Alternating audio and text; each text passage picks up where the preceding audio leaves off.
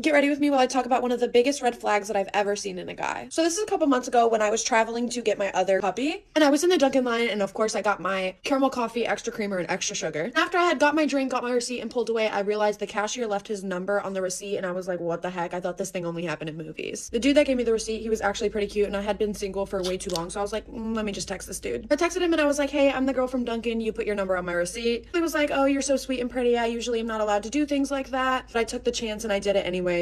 At first, I thought it was really cringy, and then I was like, okay, maybe this is the start of a love story. Oh boy, was I wrong. Anyways, he was like really straightforward, like immediately asked me if I was doing anything over the weekend, and I was like, oh boy, this is one of the typical F-boys. He asked me if I wanted to be his +1 to a party on Saturday, and I was like, okay. I actually didn't agree to go. And a couple days goes by, and we're talking, and I was like, okay, let me just go to this party with this guy and see if I like him. After I agreed, he was like, hey, can you wear something specific? I was kind of like, what? I asked him what it was, and he sent me a picture of an outfit that was not my style. It was not my style. I really didn't want to be rude, so I was like, yeah, sure, okay, whatever. And he was like, oh, I already bought it for you. And I was like, we just met and you already bought me an outfit?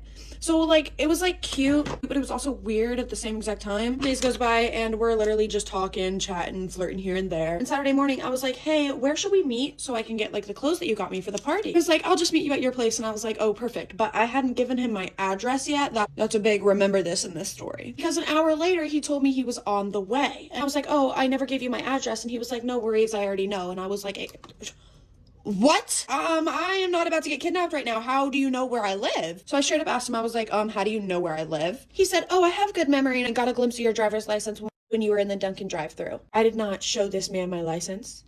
I did not pull it out at Dunkin'. At this point, I'm getting like really uneasy and like I do not want to go to this party because this man that I don't even know knows my address. I never gave it to him. As I was feeling really uneasy about this, I basically straight out told him, like, remembering my address when I didn't even show you my ID. I don't know how you've seen my ID, but you claim you remember my address from my ID is very creepy, and that's crossing the line. It's like, I wanted to surprise you and I thought it would be romantic. No, that's not romantic. That is creepy. So I told him I don't feel comfortable going to the party, and he was like, you can't cancel. I already told my friends about you. And I was like, you already told your friends about me.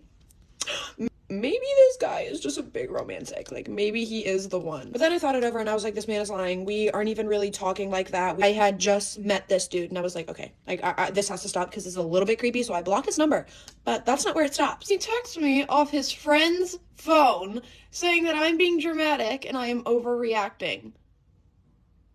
I just met you. So I blocked his friend too. Now I know I am a dramatic one and I know I can be dramatic and I do overreact. So I took a screenshot of all of my messages with me and this dude. I put them into TAI. I'd show you me doing it, but I don't want to like expose our messages and like expose this dude's number. And TAI basically told me that they are a red flag. Their messages seem erratic and their language is unclear. If you don't know what TAI is, it's literally my favorite app ever. You basically take screenshots of you and your friends' conversations or you and your boyfriends or you and the dude that you're talking to and you submit screenshots into this app and it'll tell you like who's in the wrong, if they like you or not, if they're a red flag. I'm just glad that TAI agreed with me that he is a red flag and that I'm not being dramatic. This man literally knew where I lived before I even gave him my address.